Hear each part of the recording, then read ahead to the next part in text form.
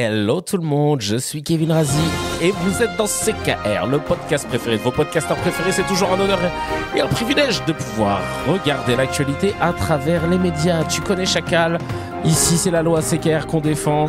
Ici on veut dire les termes en direct de la station thermale. Et là ça va être vraiment en mode détente.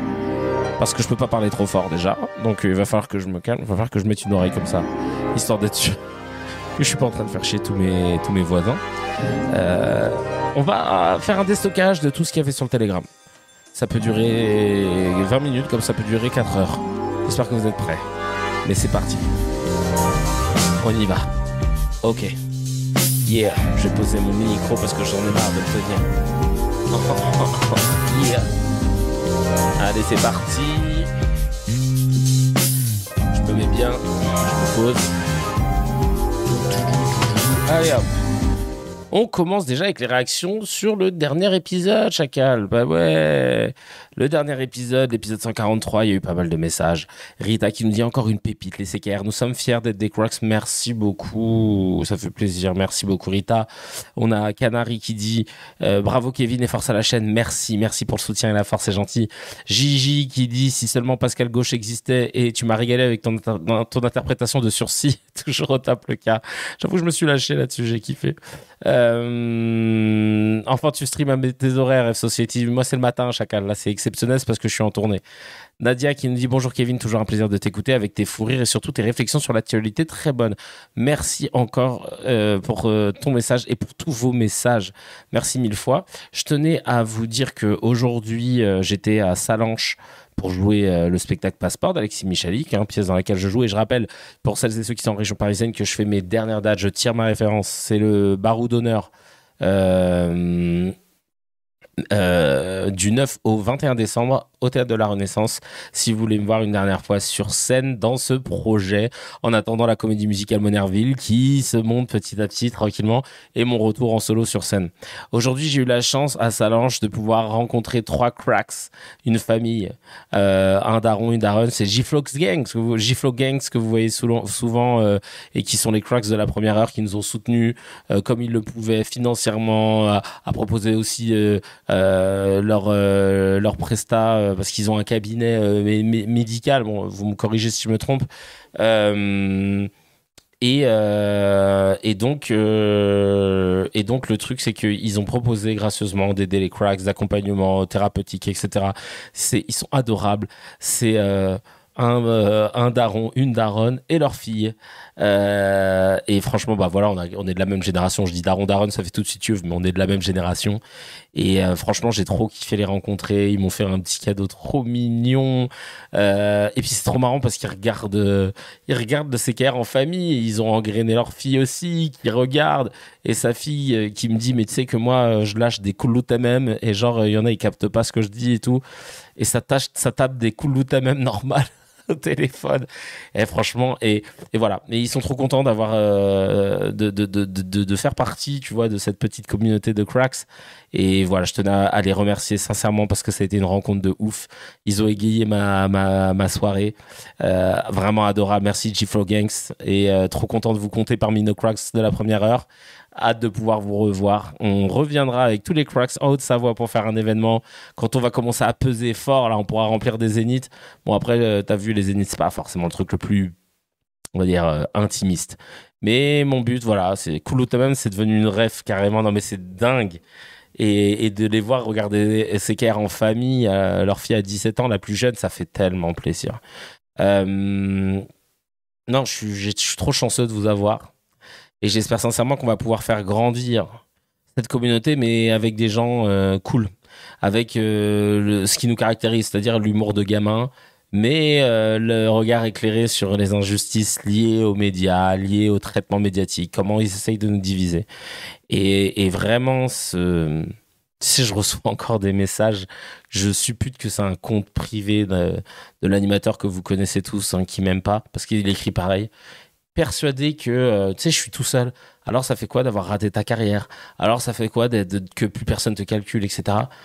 Et je me dis, bah si lui il croit ça, tant mieux.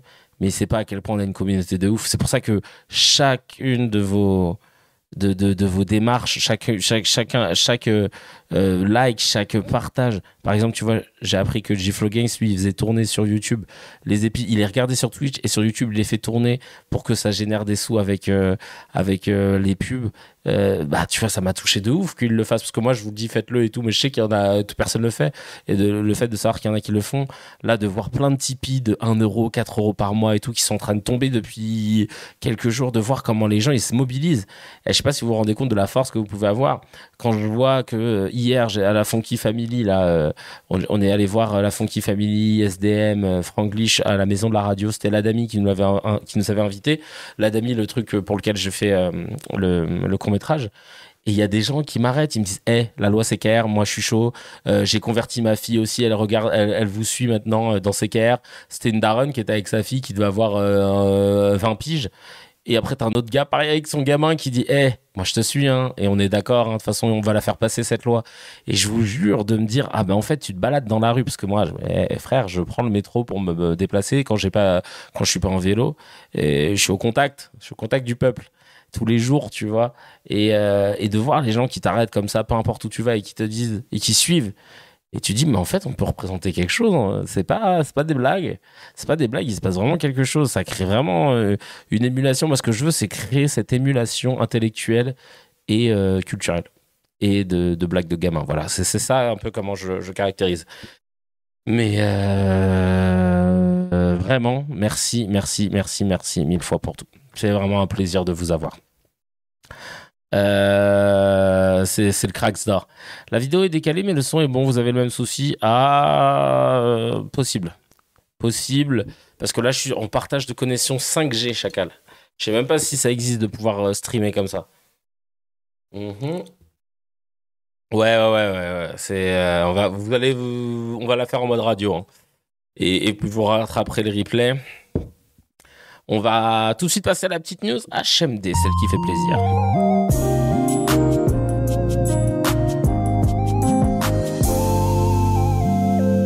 Allez, c'est parti. On commence avec la petite news qui fait plaisir. Et alors, je vais vous faire le résumé complet d'un article des Échos. En gros, c'est un gars qui s'appelle Dan Price. C'est Jules AKM qui m'a envoyé ça. Dan Price, 6 mois après sa décision. Alors, mais quelle décision a-t-il prise? Je vais vous la raconter. En avril 2015, Dan Price, patron de Gravity Payment, fait sensation. En fait, il propose de diviser son salaire par 14 afin d'augmenter tous ses employés à un salaire minimum de 70 000 $ par an. Coût de l'opération, 1,63 million d'euros, non plus de la moitié financée par la baisse de son salaire. Le reste devra être couvert par les profits de l'entreprise. Donc ça fait du buzz, ça provoque un tsunami de réactions, 500 millions d'interactions sur les réseaux, un hashtag viral I am with Dan, une explosion de demandes de clients de 30 à 2000 par mois. Dan Price devient une figure médiatique et tout. Mais après, retour de bâton, c'est quoi? C'est que tout le monde le critique. Fox News a commencé, des commentateurs conservateurs qui l'accusent de socialisme absurde. Certains prédisent sa faillite, les concurrents l'attaquent. Son propre frère, cofondateur de l'entreprise, l'assigne en justice en affirmant qu'il se serait attribué des compensations juste avant l'annonce. Et pendant ce temps-là, Dan Price met tout en jeu pour financer le plan. Il vend ses actions, il vide son épargne retraite, il hypothèque ses biens, et il joue même il joue même les 3 millions levés pour la société. Et si Gravity Payment tombe, il tombe avec, tu vois. Et le résultat, c'est quoi? Eh ben, c'est que 6 mois après, contre toute attente, les résultats sont excellents.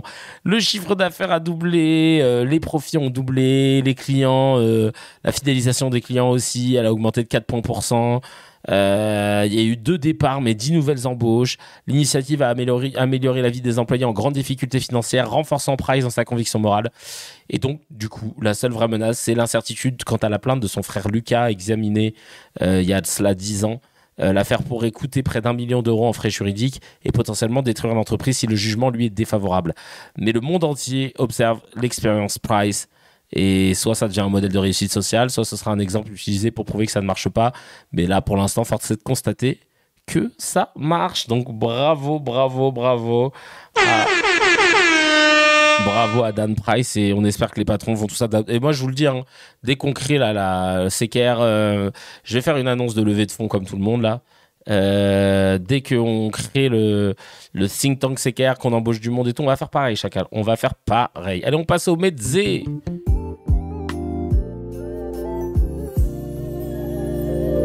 On a beaucoup de choses à voir. On a beaucoup de choses à voir. On va dire, on rentrer. Et ça va être que ça, là. Ça va être un grand Medzé.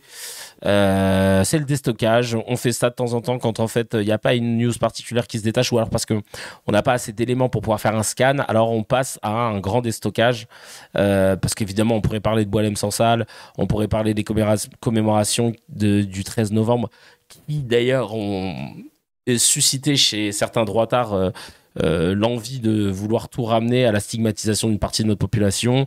Vous allez voir tout ça. Mais là, on va commencer d'ailleurs avec, ça aurait pu être un miel, Khaleb Ben Shir, qui était à l'Assemblée nationale. Khaleb Ben Shir, c'est un islamologue franco-algérien basé, voilà, réputé proche de l'islam libéral, voilà, ce qu'on dit de lui. Et écoutez bien ce qu'il a balancé, le Chacal, il fait trop plaisir. C'est parti, on écoute. Alors, on a islamo-raka, islamo-délinquance, islamo-nazi, islamo-fasciste, islamo-gauchiste, islamo-délinquant, et que sais-je encore.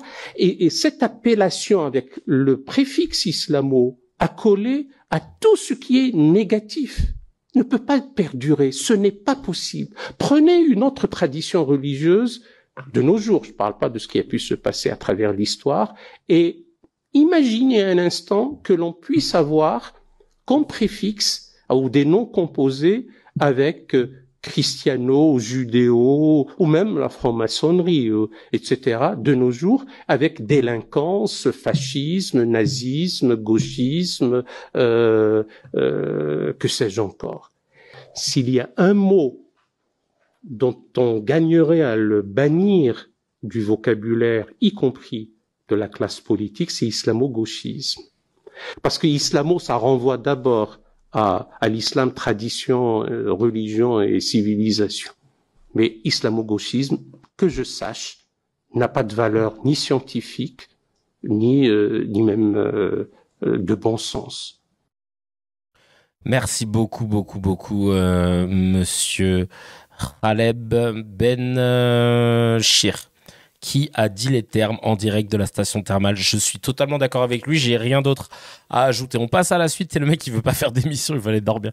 Non, mais honnêtement, c'est basé comme jamais. Malheureusement, le terme islamo-gauchisme dans les médias est ultra répandu, injustement. Parce qu'effectivement, il n'a aucune valeur d'un point de vue scientifique. Ça a été pointé du doigt par de nombreux universitaires. Néanmoins, il est quand même utilisé régulièrement par des responsables politiques. Et là, franchement, tu te dis, bon, frérot, on est d'accord, mais on voit bien que dans les médias, ils n'en ont strictement rien à foutre. Il y a Julien sur le Telegram qui nous dit, il dit les termes, bravo à lui, je ne sais plus où, je crois que c'est Victor Clément Viktorovitch, il a mis Victor Viktorovitch, qui disait également très bien ça, et en ce moment et qu'à ce moment-là on pouvait aussi donner la définition suivante de islamo-gauchisme égale musulman éclairé. Oui, potentiellement. Il cale islamo partout, et Florence Bergeau-Claquet, j'ai cru qu'elle allait parler d'islamo-hydraulique avec son eau halal. Islam hydraulique, l'islamo-hydraulique, non mais bien sûr.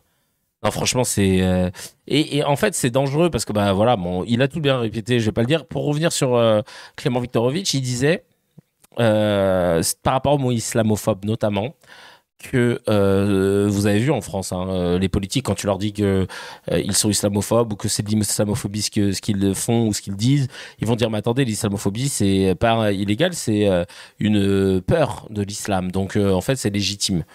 Et en fait Clément Viktorovitch expliquait que ce qui compte dans la langue française, ce n'est pas l'origine sémantique du mot, mais l'usage. Donc islamophobie, ça rapporte à une haine envers les musulmans, c'est l'usage qu'on en fait, et c'est pas du tout utilisé dans le cadre de sa racine même latine que phobie, phobia, c'est donc la peur de l'islam et tout. Parce que Si vous voulez jouer les latins LV3, on va jouer au latin LV3, mais chacal, antisémite, ça veut dire qui haine envers les peuples sémitiques, donc les peuples sémites, pardon. Donc les peuples descendants de Sem, les peuples qui parlent des langues sémitiques comme l'hébreu, comme l'arabe, comme le chaldéen et j'en passe. Donc ça veut dire que antisémite, ce serait valable aussi pour des actes de haine envers des arabes. Et j'imagine que le CRIF serait pas très chaud à l'idée de devoir défendre des arabes musulmans sous prétexte que la racine latine du mot soit en rapport avec les arabes. Mais les arabes sont sémites, ouais. Et c'est pour ça, en fait, que leur truc, il marche toujours dans un sens, mais jamais dans l'autre. Tu sais, ça veut tout de suite dire oui, on peut être islamophobe, machin, nan, nan. Mais si tu leur touches à cette carte-là, si tu touches à cette carte de non, bah alors dans ce cas, sémites, les arabes, c'est bon. Ou là, malheureux, tu sais pas dans quel doigt tu as mis l'engrenage. Ils vont te dire, chacal, calme-toi. C'est pas la même chose, tu la fermes. Non, ça c'est à nous. Ça c'est notre truc. On l'a travaillé longuement. On n'a pas envie de le partager, chacal. Mais ouais, c'est un truc de ouf.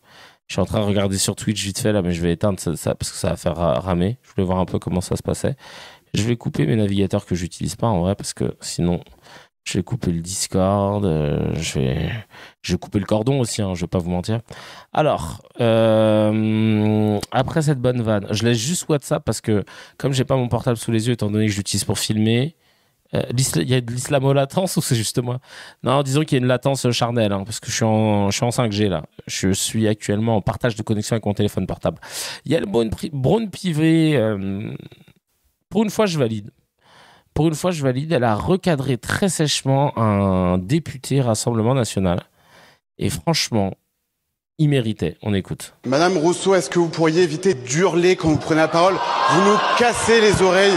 Ou à défaut, est-ce que vous pourriez baisser le micro? Ça, c'est pas acceptable. Je vous rappelle à l'ordre immédiatement. Et votre appel au règlement est terminé. Vous avez un rappel à l'ordre. C'est insupportable. C'est honteux. C'est honteux. Vous vous rendez pas compte.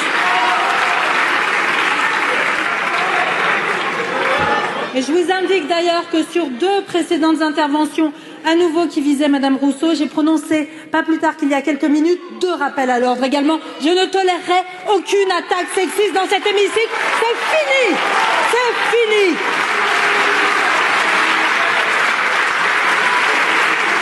C'est invraisemblable. En vrai, demain, si je deviens député, ça va pas me changer du taf. Hein. Passe leur temps à faire des spectacles, à se lever, à applaudir. La vie de ma mère, ça change pas beaucoup de mon métier, en vrai. Je sais pas ce que vous en pensez, mais ils passent leur temps à faire ça. Et derrière, elle a enchaîné avec un discours au CRIF. Oui, bon, c'est ça le truc. Vraiment, on va se contenter de là. Alors, Sexec qui dit en commentaire... elle a rien fait d'exceptionnel, hein, je ne vois pas le sexisme dans son intervention. Alors oui, il fait le fragile à 2 balles, surtout qu'il oublie quand son collègue Tanguy prend la parole et crie de ouf concernant Yann Braun-Pivet, elle surjoue de dingue. Non mais c'est parce que il se permet de faire ça avec Sandrine Rousseau à chaque fois. Nadine qui dit il y a des précédents sexistes envers Rousseau et d'autres femmes à l'Assemblée, c'est toujours passé crème. Oui, bah ouais, c'est pour ça. Mais maintenant, stop. Il n'aurait jamais essayé de rabaisser de la même manière un homme député. C'est toujours facile de dénigrer la femme avec la petite phrase qui va bien pour la rabaisser.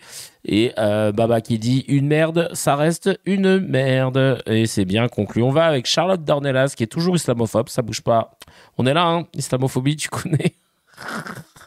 Écoutez ce qu'elle a dit, cette Mara. Si demain, moi, française, j'arrive en Iran ou en Arabie Saoudite et que je dis, alors par contre, les gars, moi, je vous préviens, je me voile pas. Hein.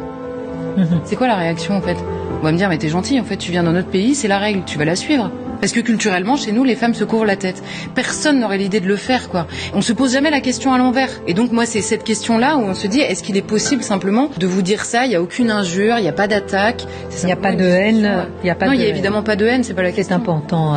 Il y a même un amour de la culture française qu'on aimerait ne pas voir disparaître. Allez, vas-y, ferme-la. Tu nous as saoulés.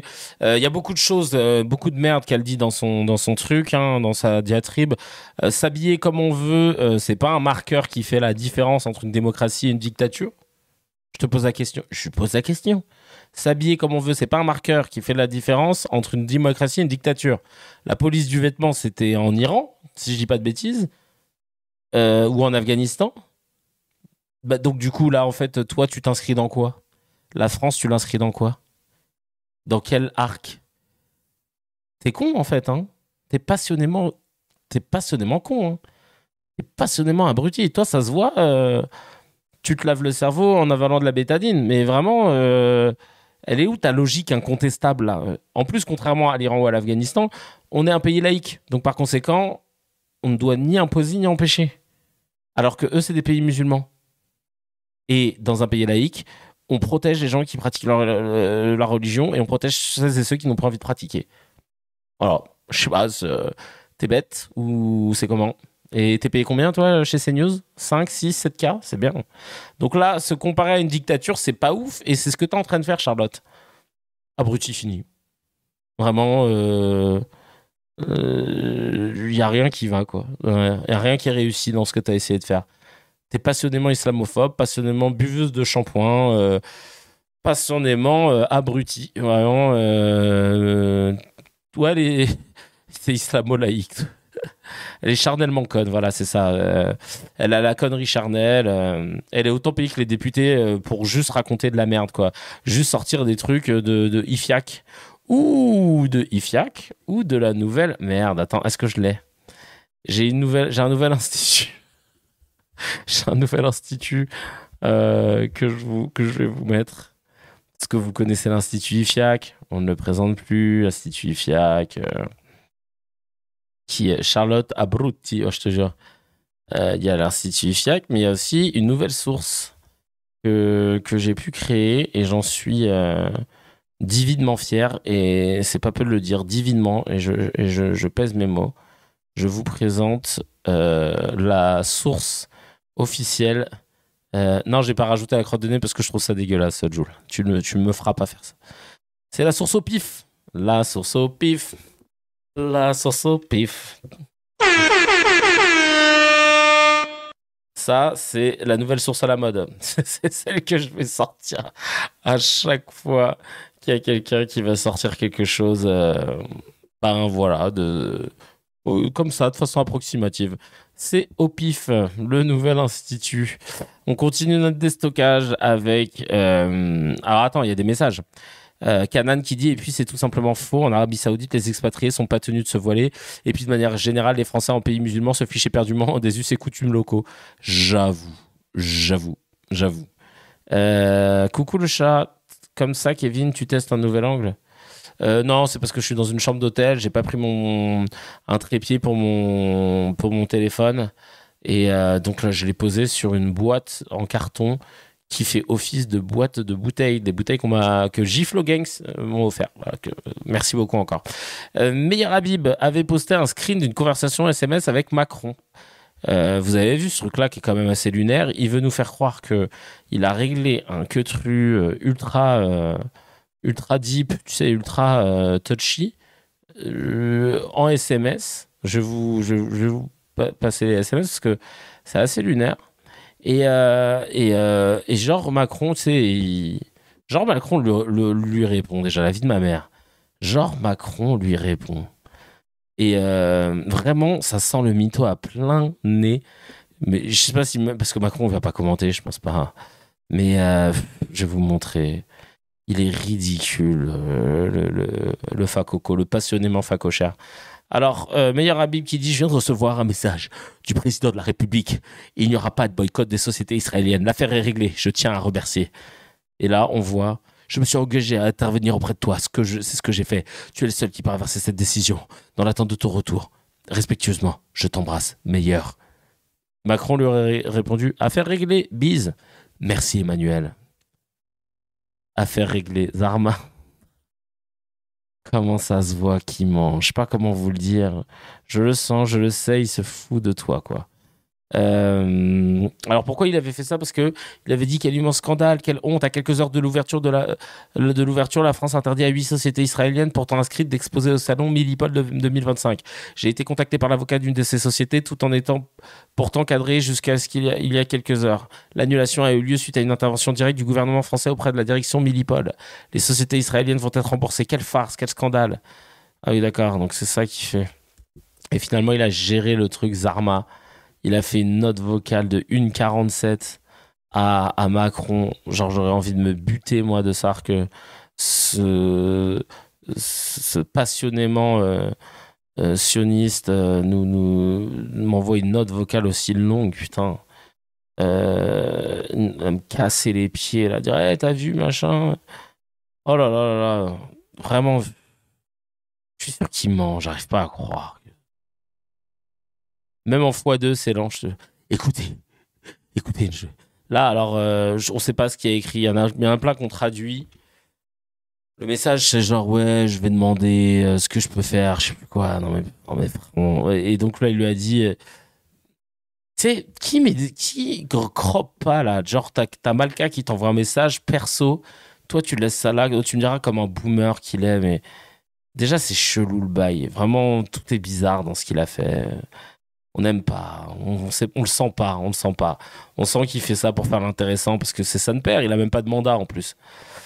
Et ça tombe sous le coup de la loi. Il y a Sec qui se posait la question sur Telegram, ça tombe sous le coup de la loi, vous n'avez pas. C'est pour ça que je l'ai pas fait moi aussi quand j'ai reçu des messages de qui vous savez. Je vous ai pas montré le message, je vous en ai raconté la substance, la teneur. Tu vois, ça je peux dire. J'ai reçu un message, le gars m'a dit ça, mais je l'ai pas montré, je l'ai pas dévoilé parce que ça peut tomber sous le coup de la loi, ça peut me retomber dessus, ce serait con.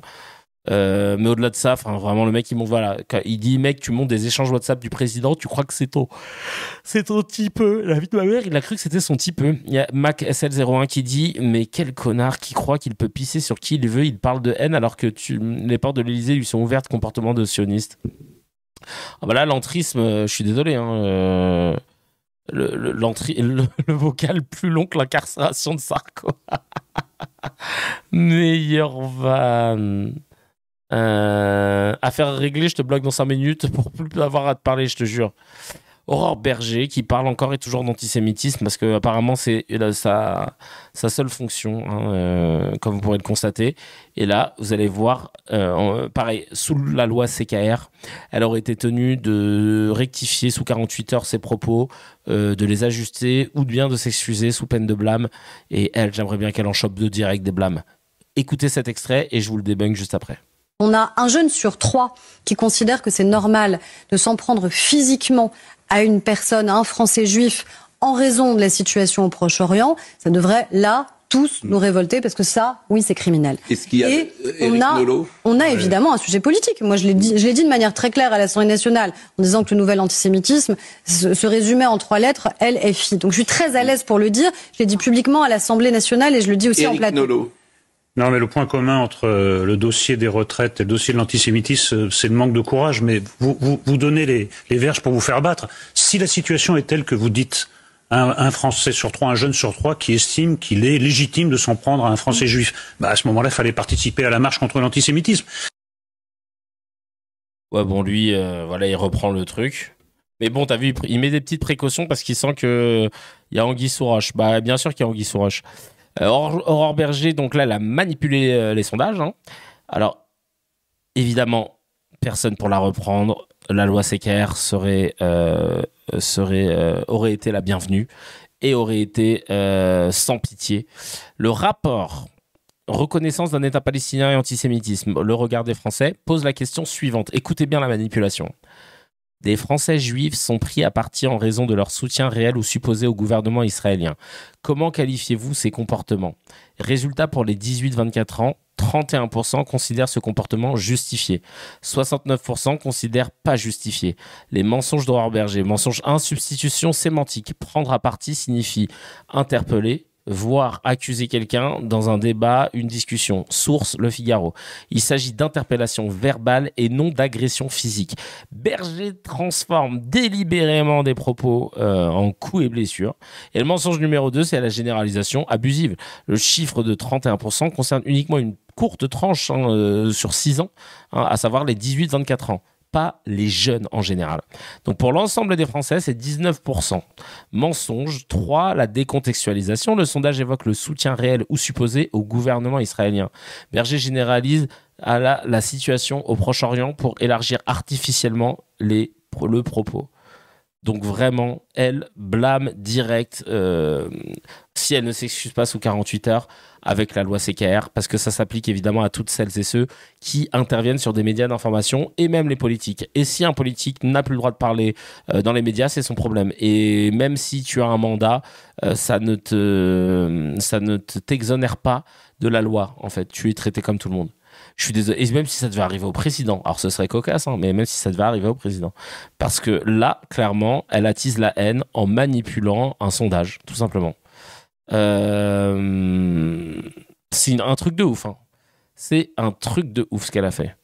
Oh, il y a un raid qui est arrivé, j'ai pas vu. Merci pour le raid, Drumin Marvin. Ça fait plaisir, bienvenue, installez-vous. Et force à Tolfa, Pages, Actumedia, évidemment, toutes celles et ceux qui font ça.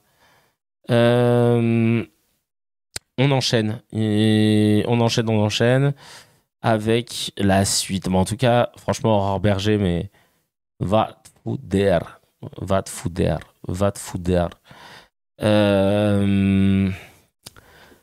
Elle prépare les élections, nous dit Coconut, c'est fort probable. PCKR, partage ta co, Kevin Rassi. C'est vraiment parce que je vous aime que je fais un live après m'être tapé 5 heures de train, d'avoir fait les répètes, puis ensuite un spectacle, puis ensuite un dîner à rallonge pour pouvoir juste papoter avec une connexion de merde et mon portable qui est posé sur une boîte en carton. Mais je vous aime, les gars. Et Lego. Alors, tiens, qu'est-ce qu'il dit, Meilleur Habib ? Alors, Meilleur Habib, pour conclure, parce que c'est important aussi, est-ce qu'il n'y a pas de risque que le président français vous en veuille de publier ces messages, même si on connaît votre proximité avec lui, il est OK avec ça ? Pas du tout. On a communiqué, je vous dis après, il m'a donné encore. Il est OK avec ça ? Pas du tout. Donc déjà, le mec, il répond à la négative pour dire du positif. C'est pas une formule, ça, de sémantique. De messages, il m'a mis même avec un petit smiley de ou de rhétorique. De pas les encore. De messages, il m'a mis même avec un petit smiley demandé de pas les sentiers. Je l'ai fait pour lui donner le crédit sur le coup du fait qu'il a, suite à mon intervention, décidé et en dernière minute d'annuler ce boycott. Et donc je l'ai dit, je le mets. Je n'ai aucun souci à le faire. C'est la façon lorsqu'on communique sur Twitter. J'ai des rapports de très longue date, bien avant qu'il soit le président de la République, avec Emmanuel Macron. Quand il fait des bonnes choses, je le dis. Quand il fait de mauvaises choses, je le dis. Et hélas, il a fait beaucoup plus de mauvaises choses par rapport à Israël que de bonnes choses. Sur le coup, il a annulé ce boycott qui aurait jamais dû exister. On est dans un délire. Ouais. Non, mais je sais pas si vous imaginez où on allait encore. On allait encore boycotter des sociétés israéliennes de défense. De défense qui aussi massacre des Palestiniens. Vous vous rendez compte ? Alors que Israël et son responsable politique, Netanyahou, a un mandat d'arrêt de crimes de guerre et de crimes contre l'humanité. Non mais vous vous rendez compte ? De quoi ? Espèce avec ton gloître de merde là. Non mais tu me rends ouf. Tu dis, tu es passionnément anti-palestinien à ce niveau-là. Anti-palestinien et totalement annexé à ton deuxième pays, mais en tout cas la France, tu t'en bats les steaks et c'est marrant parce qu'on t'inquiète, tu n'es pas inquiété. Imaginez-vous quelqu'un comme Meilleur Habib qui soutient inconditionnellement, qui est donc politique français et qui soutient inconditionnellement, je sais pas, au hasard l'Algérie. Mais il n'aurait pas fait carrière en fait en politique en France. Tous les jours on lui aurait rappelé que c'était une grosse merde de soutenir un pays étranger. Et puis d'ailleurs, on aurait eu peur qu'il partage des données sensibles à ce niveau-là. Parce que lui, demain, tu lui demandes de choisir entre la France et Israël. Mon gars, tu crois qu'il choisit quoi ? À votre avis dans le chat, tu crois qu'il choisit quoi, le chacal ? Tu lui dis, tu choisis, là, tu dois choisir amour ou haine. Tu choisis France ou Israël, tu crois qu'il choisit quoi ? Non mais bien sûr, on sait. Oh là là, bien sûr qu'on sait. Bien sûr qu'on sait. Bref, on continue avec... qu'est-ce qu'on a d'autre? Charlotte, on l'a fait. Yael Braun-Pivet, on l'a fait. Lui, on l'a fait. Ah, bah, attends, ne me dis pas qu'on a tout fait. Ah, c'est news.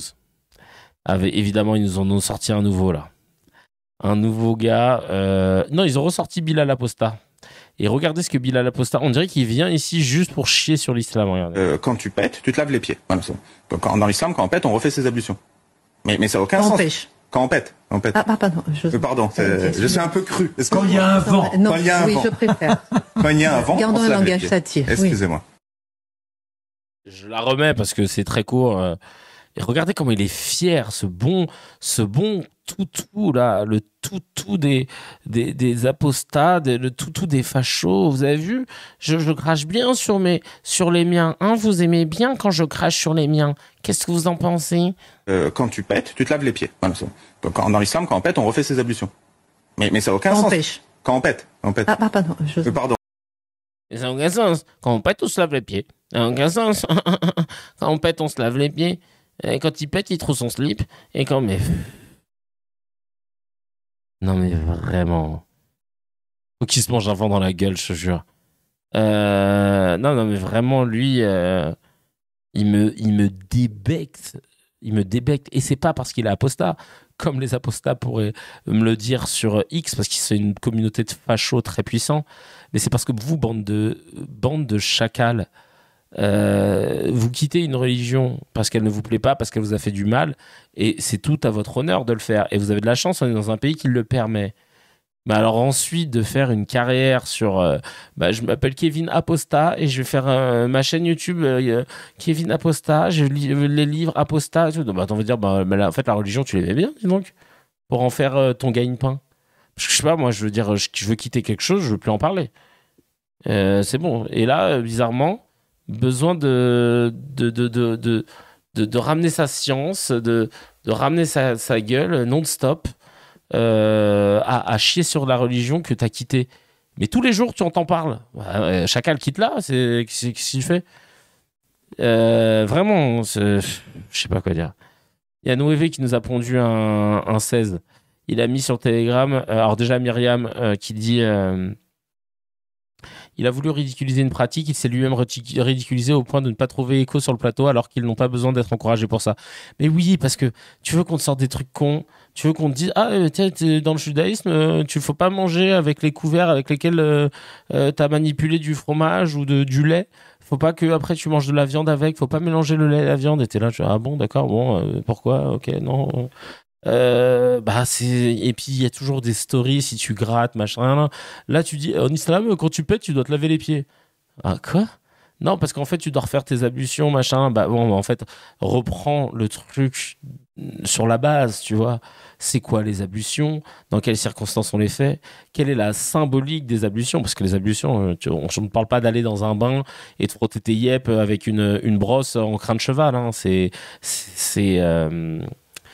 Il y a beaucoup de symbolisme dans les ablutions. Donc, qu'est-ce que tu vas aller essayer de discréditer? Parce que tu peux le faire dans toutes les religions. Pourquoi le voile des bonnes sœurs, il ressemble à un filtre à café? Pourquoi il y a tout. Tu peux le faire avec toutes les religions, mais non. Toi, tu as décidé d'amuser la galerie de fachos parce que tu es le facho utile sur lequel il s'essuie les pieds, mais tu feras jamais partie de la famille chacal. Prends ton oseille si tu veux. Parce que c'est l'oseille des fachos, qu'est-ce que tu veux que je te dise? Mais t'es risible au plus haut point. Enfin, franchement, on s'en bat les couilles de ta gueule. C'est ça, en fait, que tu comprends pas. On s'en bat les steaks de ta gueule. C'est-à-dire que, vraiment, demain, tu meurs. On s'en bat les couilles, tu vois. Ah, dommage. Il a l'air jeune, tu vois.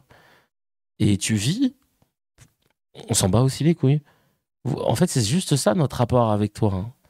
C'est que tu es un parmi tant d'autres. Tu as choisi un combat qui, de base, peut être noble. Tiens, j'ai osé dire non à la religion. Je respecte. Mais par contre, respecte ceux qui la pratiquent. Si vous êtes dégoûté, n'en dégoûtez pas les autres, comme dirait l'autre. Nouévé qui dit non mais sérieusement, vous entendez parler, vous êtes en train de réduire une pratique religieuse millénaire à une blague de vestiaire. Et après vous venez parler de respect, de République, de valeurs. La République, c'est pas le droit d'humilier des citoyens français à la télé pour faire rigoler 3 chroniqueurs en manque d'audience. Vous confondez liberté d'expression et liberté d'insulter et c'est là tout votre problème. Dès qu'on parle d'islam, vous perdez tout sens commun. Vous invitez des gens juste parce qu'ils ont quitté l'islam, pas pour débattre, mais pour nourrir vos fantasmes d'un islam caricatural, sauvage, arriéré. C'est ça. Ils avaient jamais des musulmans qui sont dans l'islam, qui sont épanouis dans l'islam et qui peuvent en parler, tu vois. Ils veulent inviter que celles et ceux qui sont sortis. Donc déjà, c'est orienté leur bail. Ensuite, il dit, moi, je vous le dis franchement, le musulman de France, c'est pas votre épouvantail du soir, c'est votre voisin, votre collègue, votre pote. Il bosse, il paie ses impôts, il élève ses gosses comme tout le monde, et pendant que vous jouez aux experts de salon, lui, il subit vos amalgames sans broncher. Vous voulez parler d'hygiène, parlons-en. Dans la religion musulmane, se purifier avant la prière, c'est un geste de respect, pas de superstition. Pendant que vous vous moquiez de gens qui se lavent, il y a des ministres dans ce pays qui se lavent à peine les mains après un scandale.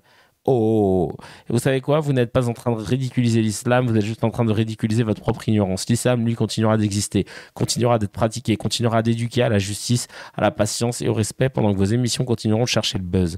Alors non, on va pas les baisser les yeux, on va pas s'excuser d'exister et surtout, on va pas accepter que des pseudo-débats deviennent des terrains de chasse médiatiques parce que la dignité, elle se mendie pas, elle se prend. Et sur ce, je vous laisse entre vous. Continuez à débattre entre gens convaincus. Le peuple, lui, il a déjà compris. Bam, bam, bam, bam. Ah, Nouévé qui a sorti son meilleur chat GPT, c'est le gros bâtard. Meilleur chat GPT de Nouévé. Il nous a fait plaisir. Alors, tiens, on va continuer encore là. Qu'est-ce qu'on a parmi le Telegram? Marine Le Pen qui a besoin de vote là, apparemment. Musulman, c'est celui qui croit en Dieu et qui respecte les autres. L'islamiste, c'est celui qui croit en Dieu et qui massacre les autres. C'est deux choses totalement différentes. D'un côté, vous avez une religion qui se doit d'être respectée parce qu'elle est respectable. De l'autre, vous avez une idéologie totalitaire qu'il faut combattre et qu'il faut éradiquer. Et il faut le faire sans faiblesse parce que la moindre faiblesse, elle fait des morts et elle permet à ces gens-là de gagner du terrain dans notre pays. Alors là, qu'est-ce qu'elle veut? Par contre, ce serait bien d'avoir un apostat du catholicisme, je te jure. Mais alors là, qu'est-ce qu'elle veut, celle-là, à votre avis?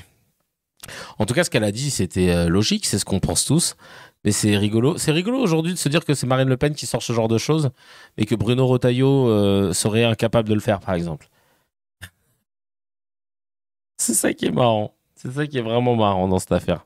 Bah, elle veut récupérer l'électorat issu de l'immigration. Non, mais c'est ça. Hein. C'est ça. Franchement, c'est ouf. Oui, mais merci, mais on vote pas pour toi quand même. Te fatigue pas. Je te jure, on votera pas pour toi. Hein. Ton parti a fait trop de mal au nôtre pour qu'on puisse te donner du crédit, sache-le. Mais j'allais dire mieux vaut tard que jamais, mais on s'en bat les couilles. Alors, on va ensuite continuer avec... là, c'est Bruno Monroe sur le plateau de Magali Berda de Sud Radio, sur Sud Radio, qui explique que, alors là, Coluta même. Bruno, est-ce que tu veux réagir à ce que nous a dit Alma Dufour, députée LFI de Seine-Maritime, juste avant cette petite pause? Bien sûr. Alors, tout d'abord, merci d'avoir accepté ce débat parce que moi, je suis qu'un petit influenceur, donc je ne suis pas un homme politique, je n'ai pas vos mots, mais on vit malgré tout dans la même France. Et j'aimerais vous dire en toute humilité... Il me fait mal aux yeux, capillairement parlant. Je sais pas pour vous. Je croyais que j'avais mal réglé le contraste. Réflexion à part, vous savez à quel point c'est dur d'être blanc en France en 2025. Vous savez, juste, et après bien sûr je vous laisse répondre, juste pour que, parce que... Être blanc au niveau des cheveux je me mets à votre place et j'entends la douleur des musulmans. Mais est-ce que vous entendez la douleur des juifs, des femmes juives? Est-ce que vous... Des femmes juives. Vous entendez la douleur des blancs? Parce que maintenant, c'est compliqué d'être blanc en 2025 en France. La perruque couleur perruche. La vie de ma mère. On dirait la méchante dans les sangs dalmatiens. On devient la nouvelle minorité. C'est un sujet très tabou. C'est un sujet très tabou parce qu'on ne fait plus d'enfants, etc. Mais on devient ce qu'on appelle la nouvelle minorité. En tout cas, c'est voilà. C'est ma vision de l'état de la France. Parce que statistiquement, c'est faux. Si vous le dites. En tout cas. Merde, c'est vrai que nous, on n'est pas habitué à donner des chiffres. Moi, c'est ce que je vois autour de moi, parce que vous voyez, moi, je suis né à Paris et j'ai connu un Paris, j'ai connu une France. Et maintenant, vous savez, et vraiment, j'ai... Pourquoi il y a beau 10 minutes en sponsor? Qui a mis ça là? C'est quoi cette émission, la vie de ma mère? Ils ont mis beau 10 minutes, le frère. Oh putain. On dirait un rat. Oh, purée de pommes de terre. Un cacatoès, le frère. Ah putain, avec son cou en colonne de Buren, là. Vraiment. Oh là là. Mais lui, oui, tu sens que c'est du buzz, là. Il s'est dit, c'est quoi qui buzz en ce moment? C'est le racisme. Bon, allez, on va y aller. Vous savez que j'ai des origines, donc il n'y a pas de problème. Mais quand je me retrouve à Vincennes, quand je me retrouve dans des... C'est quoi tes origines? Il a dit quand je me retrouve à Vincennes. Il parle du zoo de Vincennes le matin.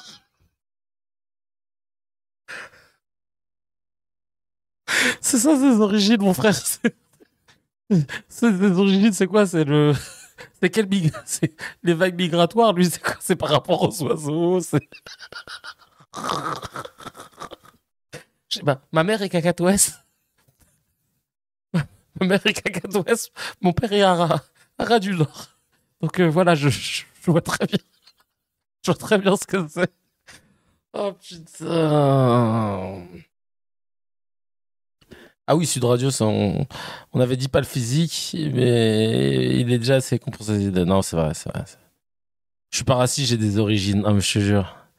Ah frère, il vient du dos de Vincennes. Hein. Les beaux quartiers de France et que je regarde autour de moi. Mais des origines blanches, vous vous considérez comme blanc? Vous, en tant que personne? Non, mais c'est une vraie question.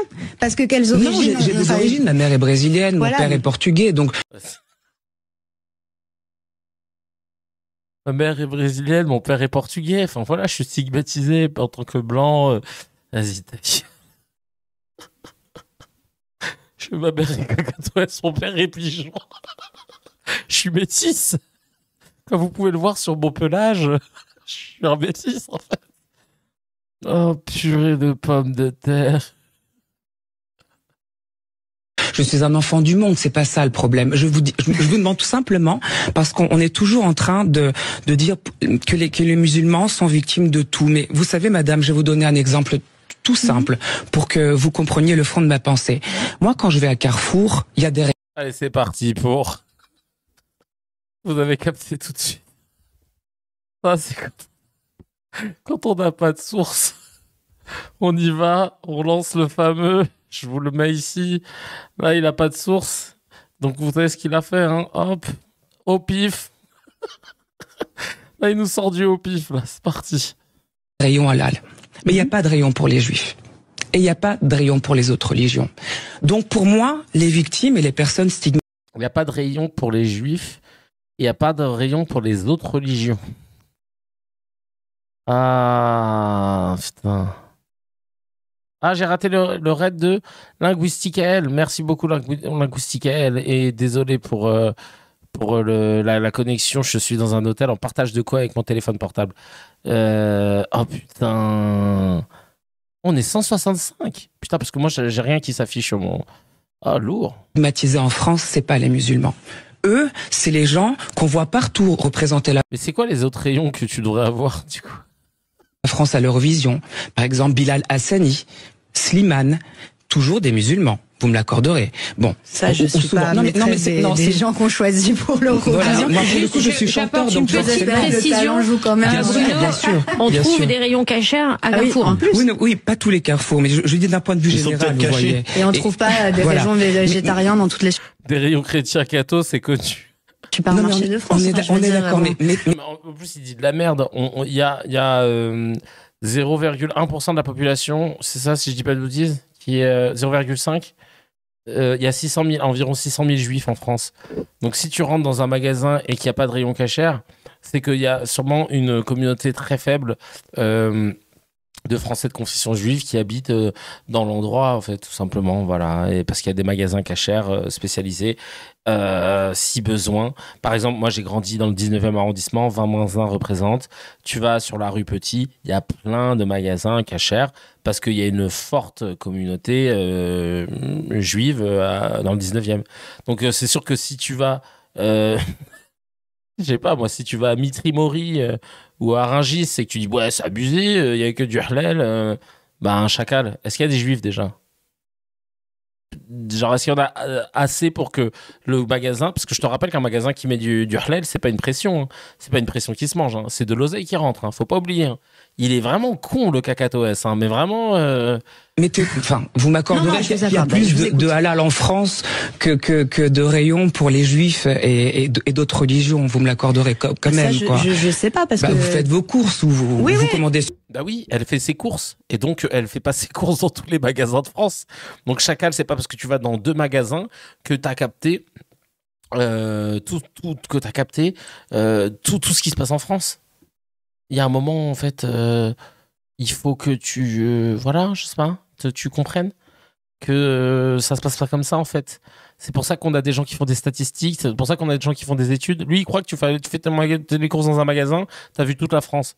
Abruti. Sur Internet. Non, je fais mes courses. On n'est pas de Carrefour parce que pour des raisons désolé d'avoir de soutien à la colonisation en Cisjordanie, pour vous fâcher encore un peu plus, j'évite Carrefour. Du coup, merci. Mais en gros, petit message de service. Je voulais pas vous vexer, mais je suis blanche en plus, donc je vais pas. Non, mais voilà. C'est pas question de couleur de peau. C'est vraiment question de dire que j'ai l'impression que les musulmans sont toujours victimisés en France, alors que j'ai l'impression qu'ils sont avantagés par rapport à d'autres pour les logements.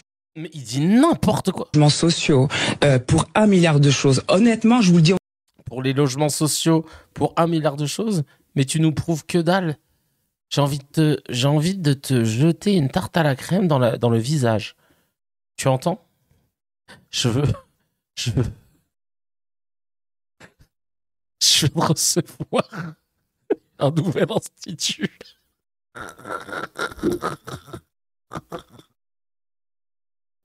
C'est Jules qui m'a envoyé ça. Je vais vous le mettre. Après IFIAC. Après au pif. Je vous présente notre nouvel institut, mesdames et messieurs. Il nous a sorti une source au doigt mouillé. Alors là, c'est vraiment, ça c'est la source ultime du cacatoès, là, la vie de ma mère. Oh là là là là. Ah oui, c'est bien connu, hein. Les Arabes, les musulmans, ils sont tous privilégiés à chaque fois dans l'accession au logement. En toute sincérité, je ne souhaite pas choquer, mais quand vous êtes blanc et que vous demandez un logement social, c'est très compliqué. C'est faux. Parce que moi, je peux vous dire, j'ai énormément d'exemples autour de moi. J'ai énormément d'exemples autour de moi, mais tu n'es pas l'INSEE, ce que je sache.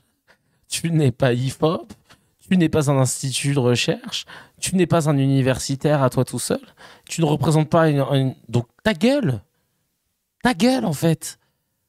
C'est pas ça, prendre la parole dans les médias, je l'ai dit et je le répète. C'est trop important les médias pour qu'on envoie des cacatoès raconter de lâcher leur fiente comme ça. Purée, oh là là. Voilà. Et encore une fois, de mon côté, il n'y a pas de racisme. Je ne suis pas en train de pointer du doigt les musulmans. Simplement, je vous invite à vous mettre aussi de l'autre côté. Alors, si je peux vous répondre là-dessus, il y a peut-être aussi une différence entre vos ancêtres et les ancêtres.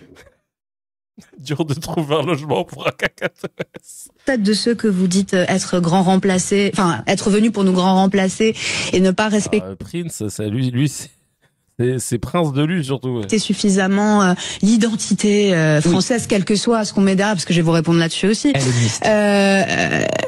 Ils n'ont pas été colonisés, vos ancêtres. Oui, oh non, toujours la même histoire. Mais il y a quand même, vous n'allez pas oublier. Non, mais par amour du ciel, vous n'avez pas oublié qu'il y a quand même beaucoup, notamment parce que je vis en 2025. de franco-algériens qui sont là parce que on s'est pas posé la question de la civilisation judéo-chrétienne qui n'existe pas non plus quand on est allé coloniser l'Algérie, quand on est allé coloniser des pays d'Afrique subsaharienne, et on n'a pas du tout la même histoire, le même passé, et du coup, forcément, il y a des communautés qui sont arrivées en bien plus grand nombre, qui ont le droit d'avoir une religion, et je vais vous répondre aussi sur les logements sociaux, parce que ce que vous dites est faux aussi. Moi, j'ai plein de logements sociaux dans ma circonscription, et je les connais tous par cœur comme ma poche, ils sont tous en extrêmement mauvais état. Bah, je peux vous dire qu'il y a plus de blancs que de personnes racisées dans ces logements sociaux, parce que je les ai tous visités, et qu'il y a, bah oui, mais en Ile-de-France, tout le monde attend, monsieur. Et c'est pas qu'une, bah si, en fait. Donc je vais vous répondre plusieurs choses. Bon, déjà, évidemment. Ouais, mais en fait, il est con. Il dit n'importe quoi. Oui, c'est Berda en haut à droite. Elle se dit, putain, qu'est-ce que je vais manger après? Elle s'en fout, elle.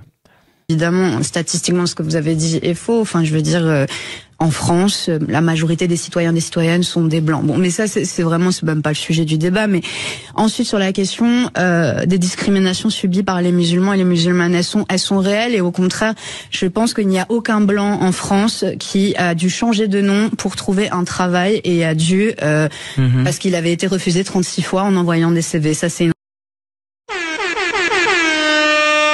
Merci beaucoup, ma chère Alma Dufour, qui va venir voir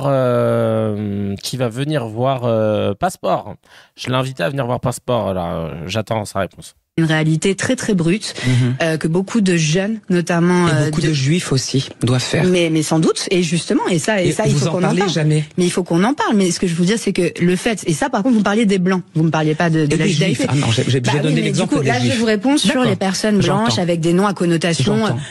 La personne me voit mettre des guillemets, mais des guillemets françaises qui ne veut rien dire. Mais en attendant, les personnes racisées, comme moi je peux les appeler aussi, qui ont des noms à connotation étrangère de certains pays, parce qu'on peut parler des origines, on a tous des origines. La question, c'est qu'il y a des gens, finalement, leurs origines, elles sont plus ou moins acceptées. Et ça, c'est une vraie question. J'ai des origines argentines, par exemple. Effectivement, je me sens pas discriminée pour autant. Mais si j'écoutais la définition du français d'Éric Zemmour, je ne serais pas française, puisque un de mes grands-parents n'est pas français. Et on est tous fils et filles, à plus ou moins de grande échelle, de descendants d'immigrés. Et chacun peut se poser la question dans sa famille. Donc, aucun blanc en France n'a cette discrimination à l'embauche. Non, quand pas, c'est que, sur la question évidemment de devoir changer son nom pour avoir un travail. Et il y a des testings qui ont été faits. C'est une réalité dont on parle pas assez. Je vous parlais des jeunes filles voilées. Moi, j'entends beaucoup d'amis à moi qui me disent qu'elles se font rejeter des offres d'emploi, y compris dans le privé, là où il y a rien d'illégal. C'est là que, par contre, Alma, elle devrait pas faire comme lui et dire, moi, j'entends beaucoup d'amis à moi. On s'en fout. Reste sur les faits, reste sur du cite des sources, des organismes, parce que sinon ça marche pas après, tu vois. Ah d'accord, il avait fait la nouvelle star et a perdu contre Christophe Willem. Non. Parce que attends, moi j'avais suivi de ouf cette nouvelle star, c'était mon époque ça. Christophe Willem. Attends, c'est quoi? C'est Bruno Monroe. Christophe Willem. Tiens. Alors attends, est-ce qu'il y a des photos? Il était comment? C'est lui? Non, il était pas comme ça à l'époque de la Nouvelle Star. Je j'ai pas le souvenir d'avoir Nouvelle Star. Attends, on va regarder comme ça. Il était comment pendant la Nouvelle Star? Moi, je sais pas. Je crois qu'ils ont effacé les photos. Je sais pas. Une tortue. Un caca. Ah oui. Peut-être plus ça. Cette tête, elle peut vous parler peut-être. Là, ça me parle plus ça. Lui, il me dit quelque chose. Dans l'époque de... Bah, je savais pas, tu vois. Je t'en veux quelque part de m'avoir fait connaître cette personne, Kevin. En tout cas, il a raconté de la merde, mais voilà, c'est un peu le... Il est pas très smart, il a répété un peu les poncifs qu'on entend régulièrement. Et honnêtement, il est uniquement là parce qu'il est d'extrême droite et qu'il dit des trucs de facho, quoi, c'est tout, hein, mais sinon, tu vois qu'il est con comme un balai, il aurait jamais... il l'aurait jamais pris sur une émission. C'est juste que là, ça le fait bien de se dire qu'il y a quelqu'un qui représente, enfin, qui veut représenter leur ouverture d'esprit aux fachos, tu vois, de dire, bah, vous avez vu, on a la tafiole, là, bah, dis pas tafiole, c'est bon. Oui, non, mais je veux dire, les LGB machin, là, voilà, il est de chez nous, oui, mais tu me dis pas ça quand même, parce que bon, ouais, non, mais il s'en fout, il rigole. Ah, tu rigoles, Bruno, ça te fait rire, toi? Tant que je suis payé à la fin du mois, moi, je m'en fous. Et voilà, voilà l'histoire. Ah oui, alors ça, par contre, ça, on va le regarder. Hop, hop, hop. Caroline, non, c'était ce passage luminaire dans Complément d'enquête. Il y a un vrai problème avec la dictature du ressenti, la dictature du bon sens en fait. Le CEPI, donc qui est le Centre d'études prospectives et d'information internationale, un centre sérieux qui dépend de Matignon, a expliqué que les études concluaient unanimement à l'absence d'impact de l'immigration sur la délinquance. Eh bien, la réalité dément cette étude. La réalité dément cette étude. C'est pas quand même dingue de dire ça? Le mec, tu lui sors une étude, eh bien, là, il y avait écrit quoi? 1 + 1 = 2. Eh bien, je vais vous le dire, 1 + 1 = 64 218, très exactement. Tu t'attendais à cette réponse?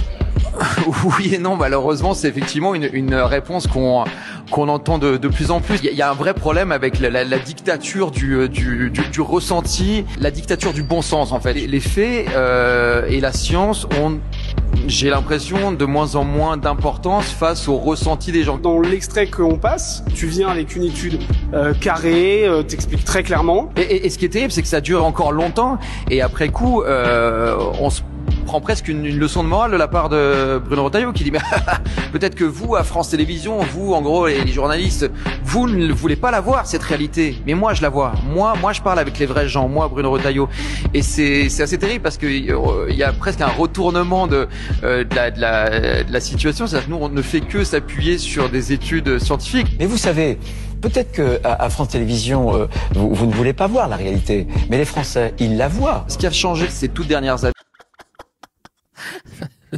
C'est-à-dire que lui, Zarma, il est proche des Français, lui. Lui qui a toujours été en politique, quasiment toute sa life, qui a toujours eu des privilèges à n'en plus finir, qui dit oui, non, moi, les Français, ils la voient, hein. Ils la voient grâce à la télévision, hein.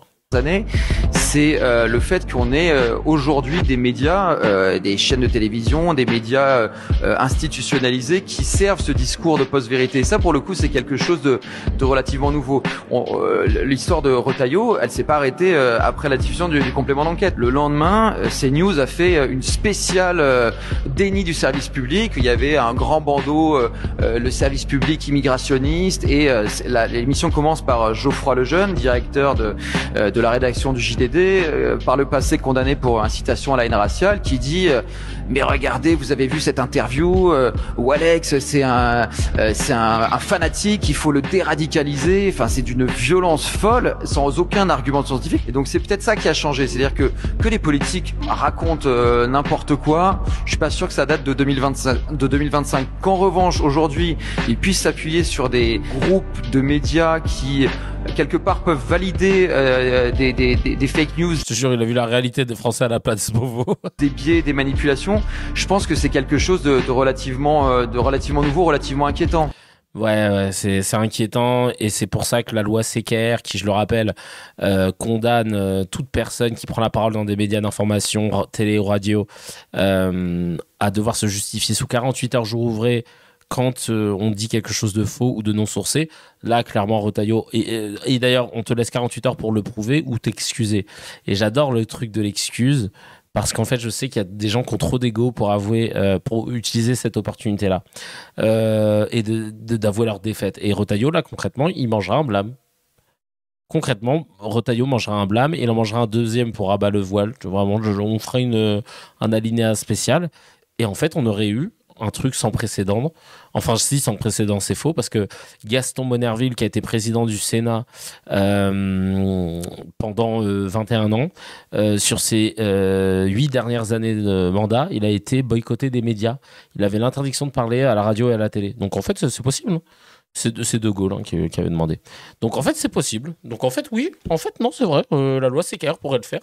Et ce serait pas il y a des précédents. Voilà. Mais c'est dur hein, de se dire qu'on en est là, qu'on est là à faire des émissions sur Twitch pour dénoncer des trucs qui je pense, il y a 20 ans, mettaient tout le monde d'accord et il n'y avait pas de... Tu vois. Là, c'est quand même chaud. Franchement... Il y a un gars, un ancien juge antiterroriste ultra basé qui a dit un truc chez Quotidien, ça m'a fait plaisir, oh là là, par rapport à justement aux attentats à Saint-Pierre-de-Léron. Et vous avez dit quelque chose d'assez troublant récemment, un déséquilibré qui attaque quelqu'un, personne n'en parle, un déséquilibré qui attaque quelqu'un en criant Allahu Akbar, ça fait l'ouverture du 20h. Bah oui, c'est vrai, non? Oui, c'est vrai. Il y a plein de coups de couteau, il y a des agressions à l'arme blanche tout le temps en France. Ça fait 3 lignes. Si vous criez Allahu Akbar, là, vous êtes au journal de 20h. Et ça pose un petit problème sur les déséquilibrés qui ont envie de donner un éclat particulier à leur action. Comme on connaît les tueurs de masse aux États-Unis, aussi, qui mettent en scène tout ça pour que ça donne de l'ampleur. Donc ce problème de mimétisme fait que parfois le parquet national antiterroriste est gêné pour prendre l'affaire ou pas, parce que le profil du gars... c'est ça ? Oui, tout à fait. Le profil du gars, c'est quand même très rapidement radicalisé, avec personne autour, rien du tout, pas d'entreprise terroriste au sens entreprise, quelque chose de structuré, un projet structuré. Et donc là, c'est le problème des médias. C'est le problème de nous aussi qui sommes rentrés là-dedans très vite, en prenant beaucoup d'affaires simplement sur la base de 2 ou 3 cris Allahu Akbar au moment des agissements, et moins sur le fait que le terrorisme est d'abord normalement une criminalité très organisée. C'est normalement un projet, une entreprise, dit le texte. Et donc on a laissé penser aux Français qu'était terroriste tout acte dès qu'il était revendiqué idéologiquement ou religieusement. En fait, la définition est quand même plus restrictive que ça. Ouais, j'ai rien à ajouter. Et pour continuer, et pour vous montrer la médiocrité des journalistes, regardez maintenant ce passage, toujours sur le même sujet, et un recadrage de Caroline Roux sur France Info, hein, qui commence vraiment à devenir du CNews. Médiocrité journalistique absolue. Et d'ailleurs, j'ai cru comprendre qu'ils avaient fait, les journalistes de France Info, une lettre ouverte dans Libération pour condamner la dérive de la direction de France Info qui devient de la grosse merde. Prévenir les attaques spontanées de ces loups solitaires, entre guillemets, sans lien direct avec une organisation terroriste comme ce fut le cas à l'île de Léron, Saint-Silo.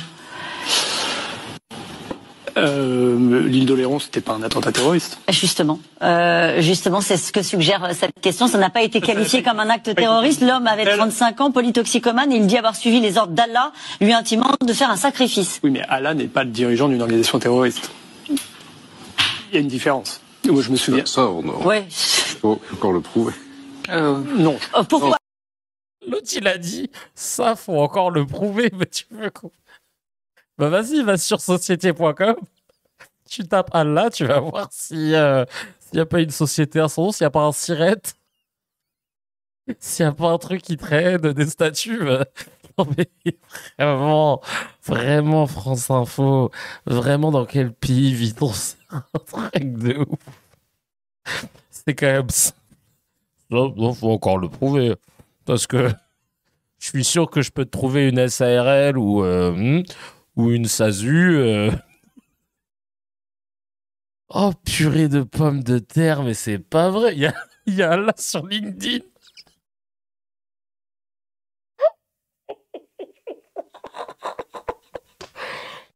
Oh putain. Ah non, mais vraiment, c'est un truc. Putain, un mec comme ça, en Belgique, ça dégage. Non, mais oui, mais vivement la loi Sequer, les amis, parce que là, c'est pas possible. C'est pas possible d'être dans South Park, là, quand même. Ah ouais, laisse tomber. Alors reprenons les choses dans l'ordre. Pourquoi, alors que ça pouvait apparaître comme un acte terroriste, puisqu'il l'avait revendiqué au nom d'Allah, puisque c'est les phrases qu'il a prononcées, pourquoi est-ce que ça n'a pas été... Allah n'est pas une organisation terroriste. Et souvenez-vous de l'attaque d'Annecy. Un réfugié syrien qui avait poignardé plusieurs enfants dans des poussettes en criant « Jésus est grand ». Ça n'a pas été considéré comme une attaque terroriste. ce qui s'est passé dans le cas de Héron, le PNAT a observé la situation et essayé de voir, c'était quelqu'un qui était très fragile psychologiquement, qui s'était converti au catholicisme, puis à l'islam, qui visiblement a dit qu'il voulait se reconvertir au catholicisme, quelqu'un de profondément instable. On n'a trouvé aucune trace de propagande djihadiste. C'est ça qui est important. Le PNAT, il a une expertise. Son expertise, c'est pas les gens qui entendent des voix. Son expertise, c'est est-ce que quelqu'un est imprégné de propagande djihadiste. C'était absolument pas le cas. C'est dingue. Alors la loi Sequer, là, elle va faire des dégâts. La loi Sequer, je le rappelle, hein, c'est parce que je vois que ça le demande dans le chat. C'est toute personne qui prend la parole dans un média, radio ou télé, et qui dit quelque chose non sourcé, doit pouvoir, sous 48 heures jour ouvré, justifier ses dires à la même heure, dans la même émission, si possible, ou dans ce cas dans l'émission qui est diffusée à cette heure-ci, et doit pouvoir justifier ce qu'il a dit, en présentant des sources, ou alors en s'excusant sincèrement et sans ironie. Et s'il ne le fait pas, il prend un blâme, et au bout de blâme, il est suspendu d'antenne pendant 12 mois. Et une fois les 12 mois révolus, s'il revient à la télé et qu'il refait, il recommet une erreur, et bien là, il est suspendu définitivement. Et je rajoute, le full screen est terrible, frangin. Ah ouais, il est très prêt. Désolé. Et je voulais rajouter un truc dans la loi Sequer, c'est que au bout de 3 fois où tu te fais épingler et que tu dis non, bah, je m'excuse, et qu'après tu reviens, non mais je m'excuse, et que si tu t'excuses 3 fois, je pense que tu manges quand même un blâme. Voilà. Je pense que important. Je préfère le préciser. Je m'éloigne un peu là comme ça. J'ai essayé de redresser la barre. Hop. Si j'y arrive. Bon, j'y arrive pas. Voilà, comme ça. Comme ça. Alors, on va continuer.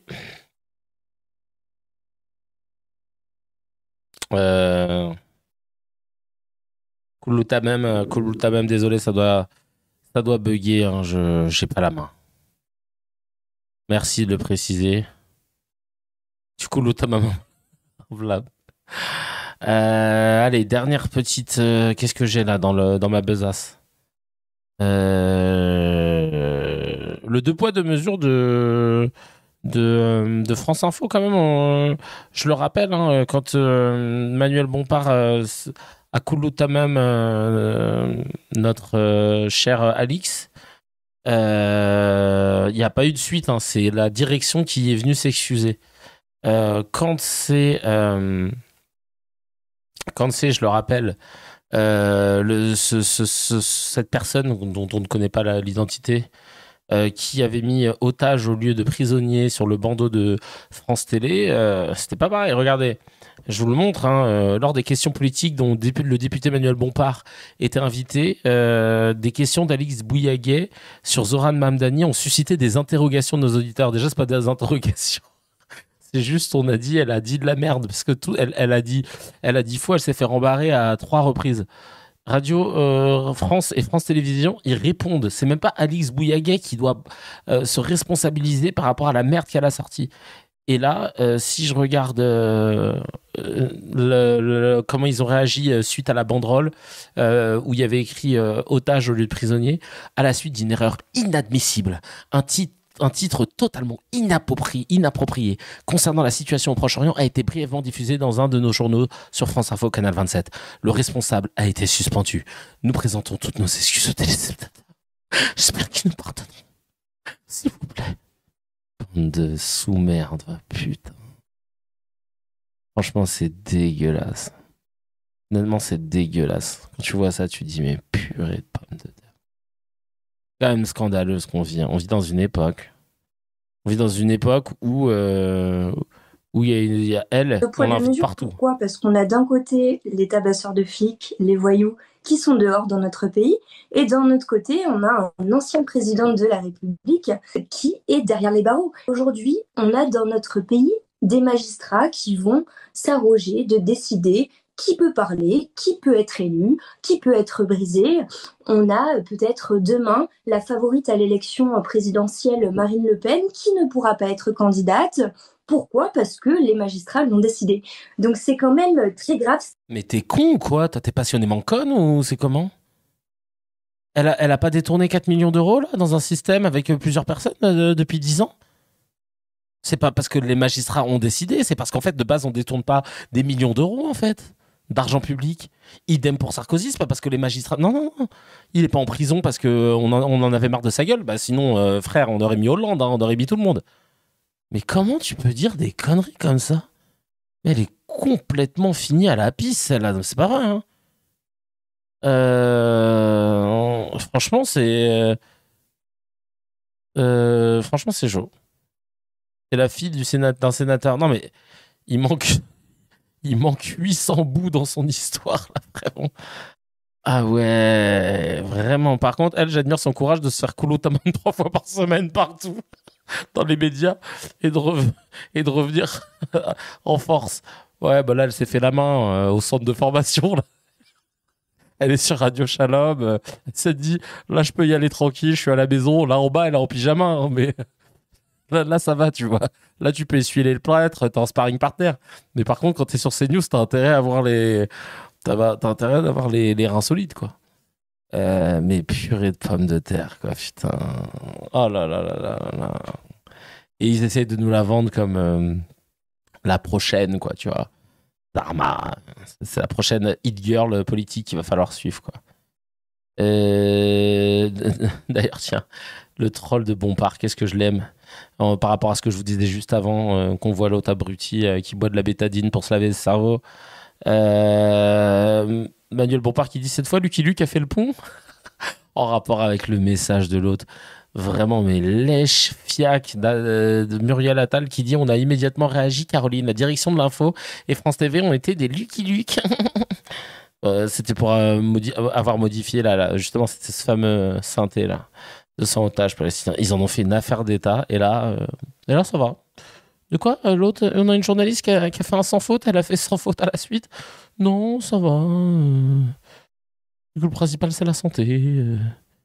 Tiens d'ailleurs, un petit flash rigolo. J'espère qu'on aura un petit mot de la part de CNews, LCI, BFM et France Info. Maintenant, on peut les mettre dans le sac.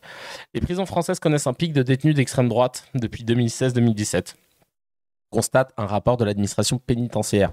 Entre 2017 et aujourd'hui, le renseignement intérieur a déjoué 23 tentatives d'attaques terroristes d'extrême droite. 23 tentatives d'attaques terroristes d'extrême droite. Le phénomène ne se limite pas au terrorisme puisque les violences de rue commises par l'extrême droite sont également en rebond depuis 2015. Imaginez-vous si ça avait été la même chose avec des bails liés à l'islam. Ça aurait fait... le Retailleau, il serait sorti, il nous aurait pondu un rapport de 100 pages qu'il n'aurait jamais avec ChatGPT. Mais là, par contre, t'as envie de lui dire pourquoi vous ne parlez pas de ça ? Pourquoi ça fait pas la une dans les flashs ? C'est beaucoup quand même. Entre 2017 et aujourd'hui, 23 tentatives d'attaque terroriste d'extrême droite. Je sais pas, non. On s'inquiète ? Moi, je sais pas. Pourquoi c'est pas un sujet ? Non, je sais pas. Dites-nous. Hein. Comme quoi, en fait, c'est facile d'occulter des sujets. Donc, on sait le faire. D'accord, on voulait être sûr. Je voulais être sûr que tout le monde était d'accord avec ça. Écoutez, je crois que j'ai fait le tour du déstockage. Waouh, j'aurais jamais cru. Je suis très fier de nous toutes et tous. Merci d'avoir été patient. Mais alors, attendez, évidemment, je vous laisse pas comme ça, parce que je jette un dernier coup d'œil sur ma femme, mon fils et mon domaine. Non, ça c'est bon. On a fait le tour du déstockage. Si je vais sur WhatsApp et que je vais regarder ce que Jules m'a envoyé, je pense qu'on peut en faire encore 4 heures. Mais on va finir avec le no comment. Je lis des news et vous n'avez pas le droit de les commenter. Allez, c'est parti.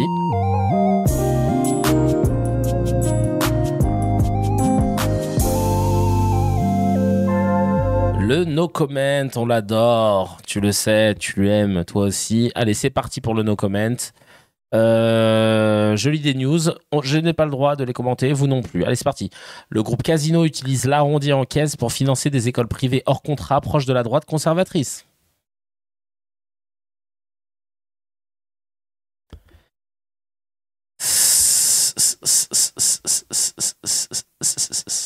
Mathieu Delormeau, le chroniqueur de Tout Beau Tout Neuf avec Cyril Hanouna, veut se présenter aux élections municipales de Villeneuve-sur-Yonne.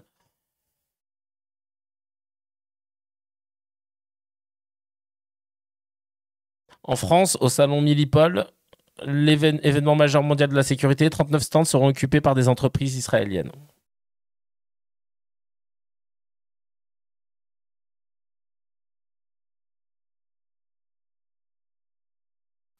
Allez, on passe tout de suite au miel pour pas repasser tout ça parce que là.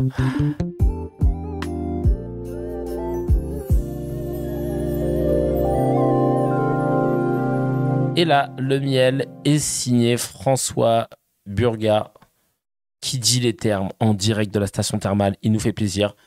Regardez, il parle de. Ça date de 2016, c'était il y a quasiment 10 ans. Et ça fait vraiment du bien à écouter. On écoute tout de suite. Pire de ce qu'on a fait jusqu'à présent, c'est de fabriquer des fausses élites musulmanes et de leur donner la parole au nom de leurs co-religionnaires. Et c'est ça qui... mais je pense que monsieur le rapporteur se souvient de mon exemple et lui, il l'avait immédiatement compris.